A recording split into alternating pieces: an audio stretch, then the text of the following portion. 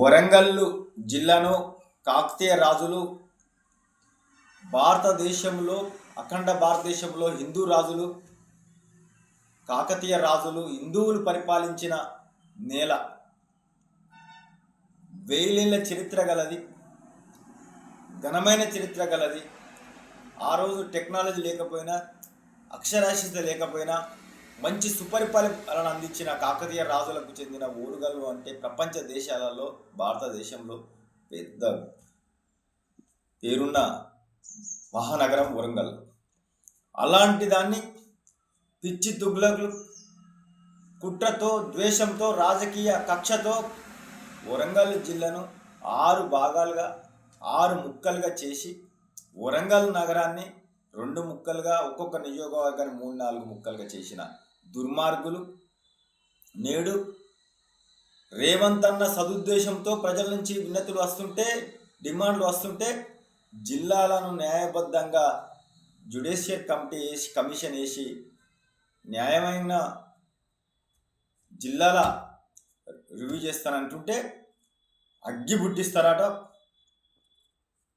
కేటీఆర్ మాట్లాడుతాడు, ఇటు పల్లా రాజేశ్వర రెడ్డి మాట్లాడుతాడు. జిల్లాల జోలికి వస్తే అగ్గి బుట్టిస్తాయి. ఏమైనా దుర్మార్గుడా, జనం ఎంతుంటే అభివృద్ధి ఫలాలు, ఆర్థిక ఫలాలు అంత వస్తాయి. జనాన్ని బట్టే బడ్జెట్ వస్తుంది. తెలంగాణ రాష్ట్రంలో వరంగల్ జిల్లా 2వ స్థానంగా ఉన్న వరంగల్ జిల్లాను మీరు 10వ స్థానానికి నెట్టిండ్రు కదా నాయన. తెలంగాణ రాష్ట్రం వస్తే వరంగల్ జిల్లా బాగుపడుతుంది అనుకొని వరంగల్ జిల్లా తెలంగాణ ఉద్యమంలో ఉవ్వెత్తున పోరాటం చేసి మీకు పదవులు రావడం కొరకు పోరాటం చేసిన వరంగల్ జిల్లాను మీరు తెలంగాణ వచ్చిన తర్వాత దాన్ని అంధకారంలో నెట్టిపారేస్తాను. ఇవాళ మహారాష్ట్రకు పూణే ఉంది, తమిళనాడు కోయంబత్తూరు ఉంది, ఆంధ్రకు విశాఖపట్నం ఉంది, కేరళకు కోజికోడ్ ఉంది. తెలంగాణకు వరంగల్ జిల్లా ప్రత్యామ్నాయంగా ఎదగాల్సిన జిల్లాను 2 లక్షలు 3 లక్షల జనాభాతోని దాని అవహేళనగా ఒక హిందూ రాజులు, కాకతీయ రాజులు పరిపాలించిన వరంగల్ నగరానికి ఇంకా పేరు ప్రఖ్యాతలు తేవాలి. కానీ హైదరాబాదు కూడా 400 సంవత్సరాల చరిత్రే ఉంది. 400 సంవత్సరాల కింద హైదరాబాదు చిన్న ప్రాంతం.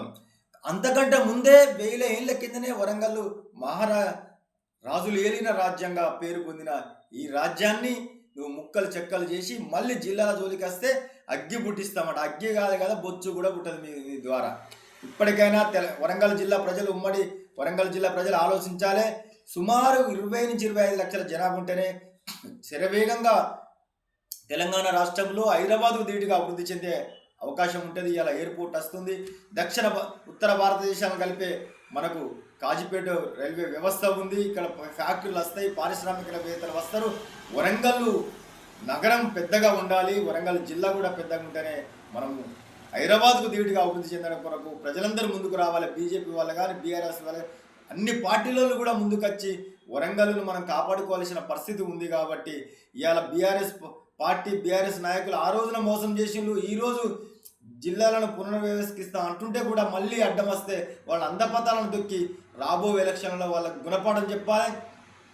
జిల్లాలు, మండలాలు పునర్వ్యవస్థ చేసిన తర్వాతనే జిల్లా పరిషత్ ఎన్నికలు పెట్టాలి. వరంగల్ జిల్లాను మహానగరంగా తీర్చిదిద్దాలి. రేవంత్ అన్నకు కృతజ్ఞతలు తెలియజేస్తున్నాము.